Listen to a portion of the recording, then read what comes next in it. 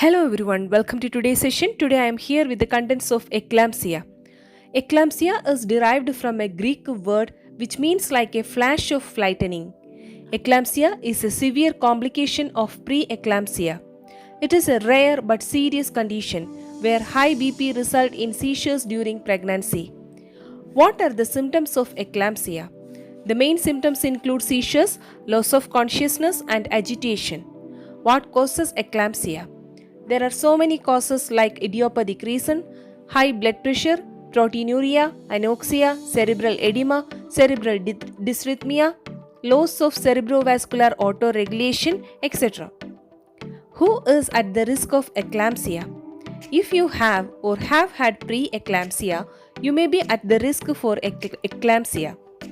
Other risk factors for developing eclampsia during pregnancy include gestational or chronic hypertension, that is high BP, being older than 35 years or younger than 20 years of pregnancy, pregnancy with twins or triplets, first time pregnancy, diabetes or other conditions that affect your blood vessels, kidney diseases, etc.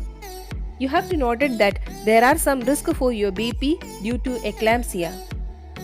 Preeclampsia and eclampsia affect the placenta. When high BP reduces the blood flow through the vessels, the placenta may be unable to function properly. This may result in your baby being born with a low birth weight or other health problems. How is eclampsia diagnosed? Eclampsia can be diagnosed through blood test, creatinine test and urine test. What are the treatment for eclampsia?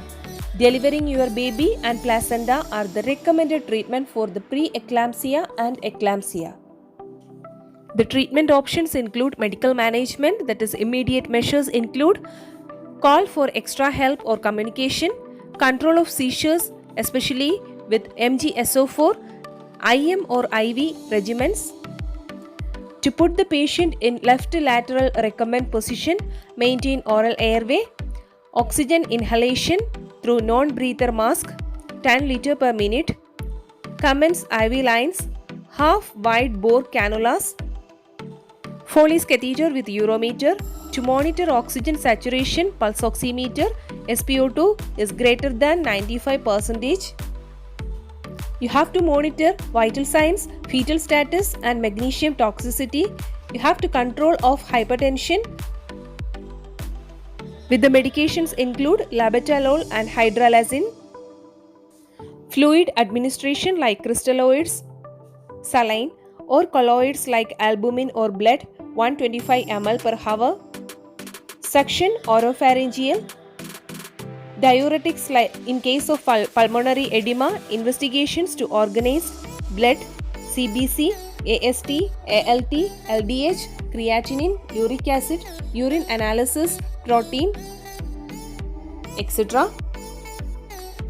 Follow-up medications like antibiotic, especially ceftriaxone and anticonvulsants, and the complications which include injury, pulmonary complications, hyperpyrexia, cardiomyopathy, cerebral edema, renal failure, thrombocytopenia, etc.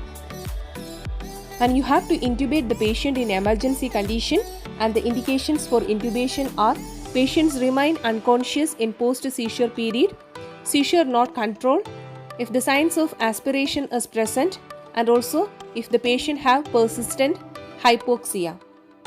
Thank you. Have a nice day.